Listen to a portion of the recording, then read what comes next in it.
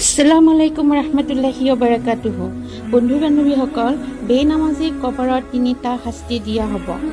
প্ৰথমটো শাস্তি, তাক ইমান আমনি কৰা হ'ব, আঘাতৰ কামিহাৰ বাওঁহাতলৈ যাব আৰু বাওঁহাতৰ কামিহাৰ সোঁহাতে উলিয়াই আনিব।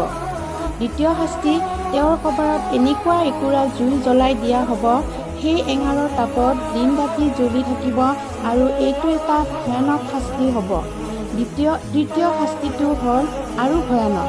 কবৰৰ ভিতৰত এনেকুৱা এডাল সাপ এৰি দিয়া হ'ব, যিটো সাপৰ নাম আছৰাউল আকৰা।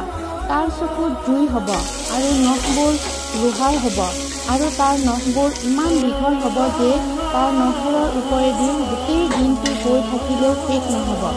আৰু তাৰ চিঞৰবোৰ ইমান ভয়ানক হ'ব যে প্ৰচণ্ড বিজুলীৰ শব্দতকৈও ভয়ানক হ'ব আৰু প্ৰকাণ্ড চিঞৰেৰে ক'ব যে মোক তোৰ কবৰত আল্লাহে পঠাইছে।